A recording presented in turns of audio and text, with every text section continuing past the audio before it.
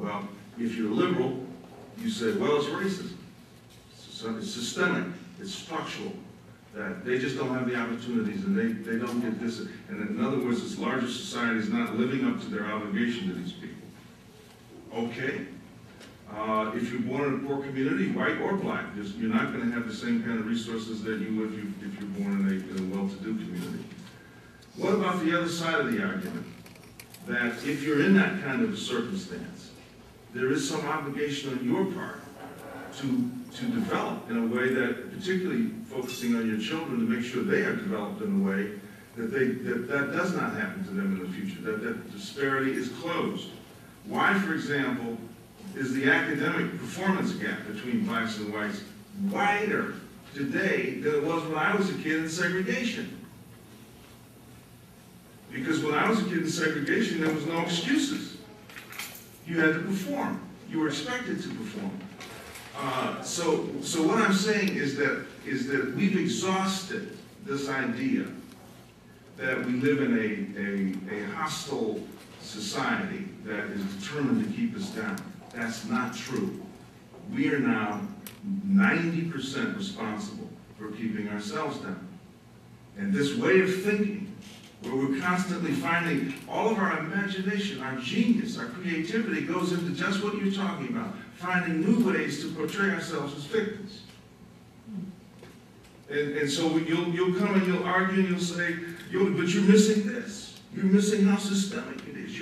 And I'm saying, you're smart enough to do that. Why don't you take it on the other side and say, look at this snowstorm of opportunity we live in the midst of. And so that you can do anything you want, including run for president in this society. Are you saying, just to clarify, that the paradox is that during the segregationist period, there's a responsibility? During the segregationist period, there was no white guilt. I mentioned in the book, my 7th grade teacher was white, who, she had no concept of what white guilt was, and I was expected to do what everybody else was expected to do. My parents expected me to do what everybody else was expected to do, and that was the end of it. I had no idea in my head that I was somehow disadvantaged and poor and a victim. I was, as I look back, poor. I didn't know that then. There were no excuses. As soon as we get free, we get into this post-civil rights era where white guilt now blossoms.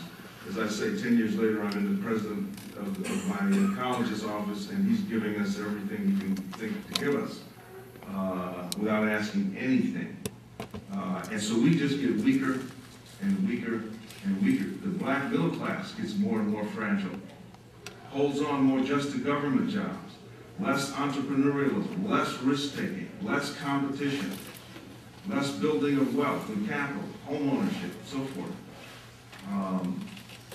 So I'm at war against a psychology of taking this idea that you're black and it somehow means that you don't have to be as good and as competitive as other people. It's a tragic idea we've fallen into.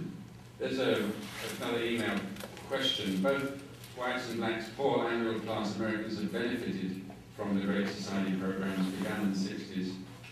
From the funding of public education and universities, public broadcasting and Medicare, should the government stop funding these programs?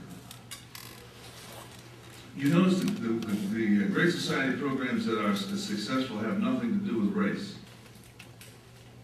They just have to do with developing our public institutions and so forth. So, of course, that's exactly what we would like to see the government do. The minute those programs and those monies became racially focused, I worked in 4 different Great Society programs. The minute they became racially focused, the guy who hired me in East St. Louis, Illinois, 2 weeks later was driving a Mercedes-Benz.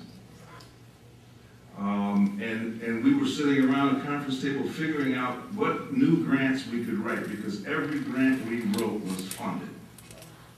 Everything we wrote was funded. This is black, East St. Louis, one of the poorest black communities in the United States. They could not wait to send money to us. Just send us some paper. All those programs failed. Because they were just so defined by white guilt and utter absence of black responsibility, not asking anything of blacks. They were doomed. The ones that didn't do that were successful. Yeah, thank you. I'm astounded. That's my speech. My question is it just you and Bill Cosby and Obama? Or does this movement have a name? I don't think of it as a movement. You know, we're called black conservatives. I was a Democrat when I was first called a black conservative, and hated Ronald Reagan and so forth. But I was called that. A black conservative is anybody, any black person who says racial victimization is not our #1 problem. If you say that, you will be, if you're white, you will be a racist. If you're black, you will be an Uncle Tom and synonymous with black conservative. It's a polite way of saying Uncle Tom. So when people live in a society under that kind of threat of stigmatization, and when you are stigmatized in that way as a racist, as a white person, it is career ruining. We saw Don Imus 2 weeks ago be vaporized in a matter of days because that stigma fell upon him.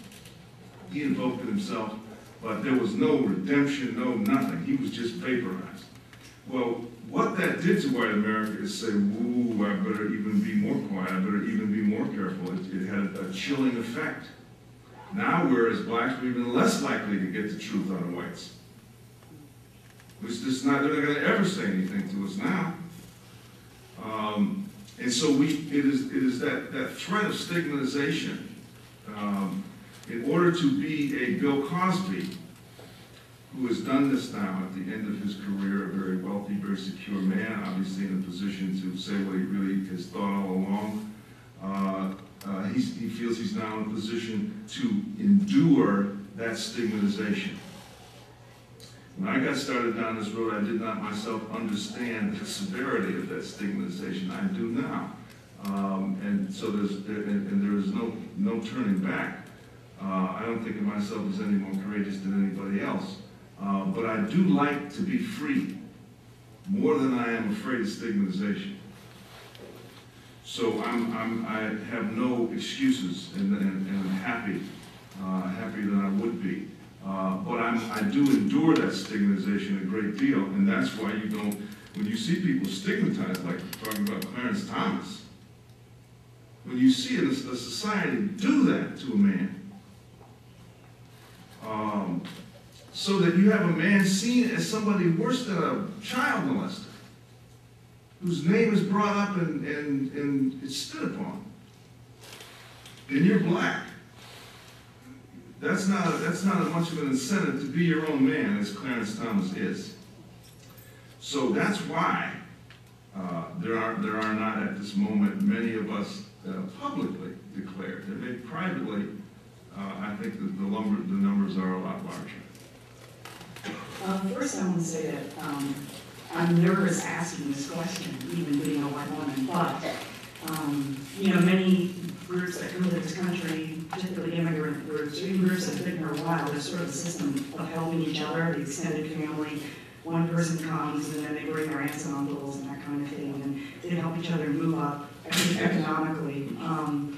I'm really wondering, do you have any sense of what sort of the private conversations are in African American families that block that growth upward? What happens, and why wouldn't families want to move upward in that sense? One of the great advantages immigrant groups have over us as blacks is that there's no white guilt. No one ever gives them the illusion that they're entitled to anything. They say, well, we'll barely let you in the door, but that's it. And so they get very busy, and you know, in 10 years they own the business, and we're still there mopping it out.